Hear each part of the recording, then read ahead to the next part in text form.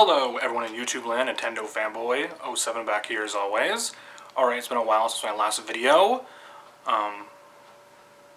Little over a week, not quite 2 weeks, but anyways, this is my thoughts on the whole Joy-Con Switch drift issue with the Switch. Joy-Con drift thing. I actually have had drifting issues with my Joy-Cons. Even while I was playing it, but mainly when I'm just scrolling through the main menu or like the news part of the Switch. Hell, even the eShop, it would just go like down really fast on its own. And I was kind of in denial about it. I was like, okay, this is just kind of whatever. I've had the same problem a long time ago with other controllers have this problem too, especially other wireless controllers. It's not just the Joy-Cons. I know people have a problem with the Xbox One, I guess, or PS4. I remember having this same problem with my Wavebird. I remember that. I don't know if, obviously, if you watch this, you owned or still own a Wavebird. I have my Wavebird. I have the white one. I think it's the white one. It's not gray. It's like off-white or whatever. It's the basic color, whatever.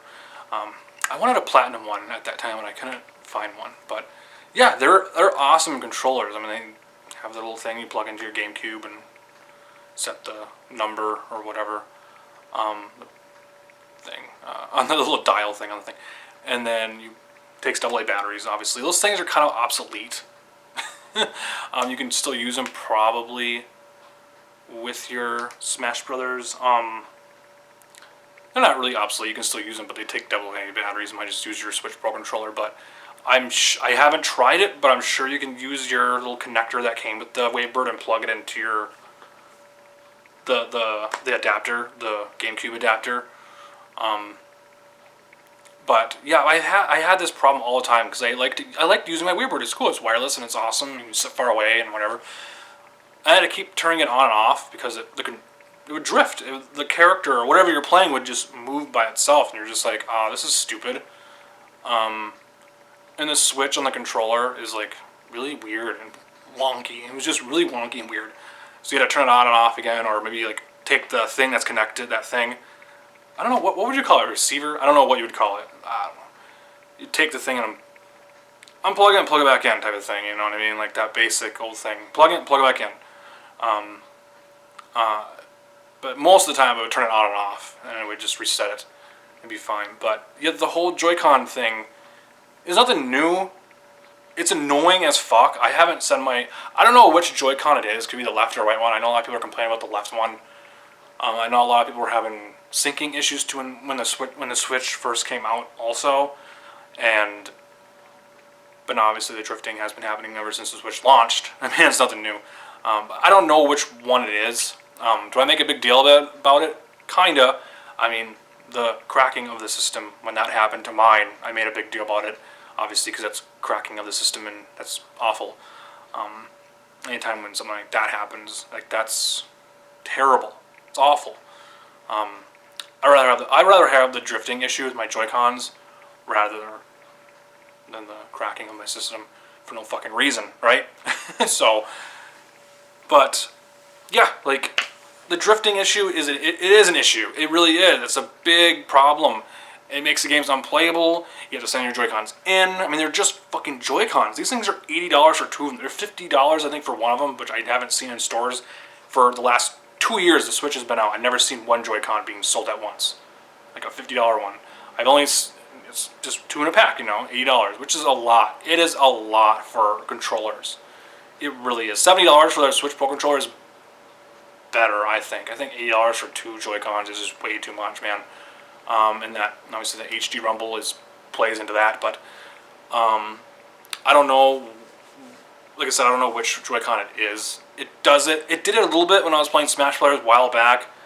Smash Ultimate, obviously. Yeah, I don't know. I was just playing and then the character was moving by itself. And I was just like, God, this is annoying. You have to back out, turn off your fucking system. You have to turn off your system. I don't know how other way to do it. Could you go into the settings and sync it and mess with it?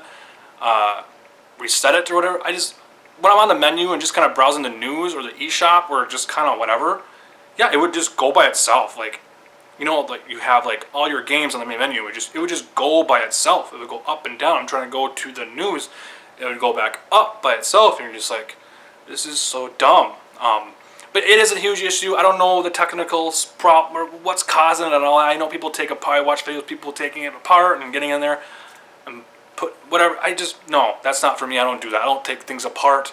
I don't mod anything. I don't do that. I don't do that stuff. But yeah, the Joy-Con drifting thing is, yes, that's what it is. It's an issue. It's a big problem. The Switch has a lot of problems. It really is. It's the most flawed Nintendo. I mean, every system is flawed. Every game is flawed. Everything is flawed, right? Video games are flawed. You know what I mean? Like, when a system comes out and the first couple of years are just weird. They're just really weird.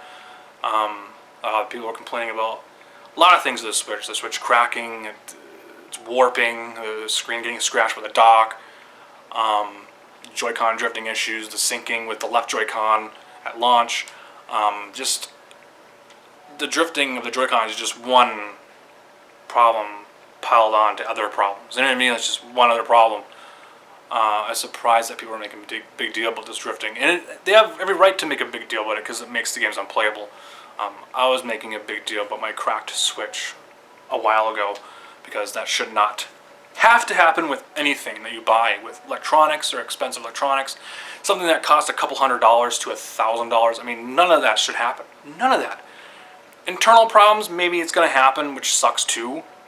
But cosmetic stuff, that's important to me because I don't want my system to look like shit or trashy. You know what I mean? But my stance on the whole drifting of the Joy-Cons is that sucks. I mean, it really does because, like I said, they're just little Joy-Cons. So I have to go to my nearest UP. I have to call Nintendo, have them show me the shipping label just for my Joy-Cons. It makes because I only have two of them. I only have the two that came with my system, my blue and my red one, neon blue and neon red. No, I haven't bought any Joy-Cons because I don't feel like spending $80. And it's only me playing them.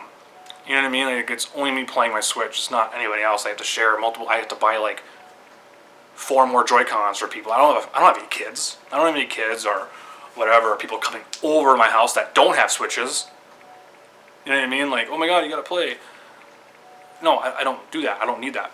I would like to just have more colors, I guess, because like I used to with other controllers and past Nintendo systems, like 64, GameCube, whatever. But other than that, yeah, I mean, I have no reason to buy more Joy-Cons because of a drifting issue. It's stupid. Maybe I should send mine in. It's free, right? I don't know. Has it warranty went up? I don't know for that. I have no idea. It's annoying. It's stupid. This whole past couple years or this generation, this era with Nintendo is not my favorite. It really isn't. It's not my favorite. I know it's other people. They like it. They love the Switch. I know a lot of people love the Switch. They do. They bring it everywhere. It's cool. It's awesome. It's very appealing looking, I guess. But I don't like the Switch. I really, really don't because it has too many problems. Like I said, everything's flawed. I get it. But when you stack up all of these problems with it, it just gets to be kind of like you just turned off and you just walk away from it. You know what I mean? You're just kind of like, yeah, whatever. I mean, that goes for anything that you love, right? When there's problems and it keeps getting worse, and there's this and then there's that, and you're just like, I really don't care anymore. I want to care, but I don't care, But yeah, comment down below if you have any drifting issues with your Joy-Cons, or if you bought new ones, or how many Joy-Cons do you have. I know people collect them because they have different colors and all that stuff. I think my favorite ones are probably the Mario Odyssey ones, like the real, actual red. The Mario Red, those are pretty cool, but those are not sold separately. Those are only in the Mario Odyssey bundle back when Mario Odyssey came out. And then, obviously, I like the Neon Blue and Neon Red and all that stuff, but I just don't need to buy Joy-Cons. And they also announced those new colors or whatever. not that long ago, which is really stupid, but yeah. Anyways, comment down below if you have any drifting issues with your Joy-Con. With your Joy-Cons, or just comment. I know this is just about the Joy-Cons, but comment down below if you have any other issues with your Switch, just in general. Maybe bigger than the drifting issues with the Joy-Cons, or just anything else.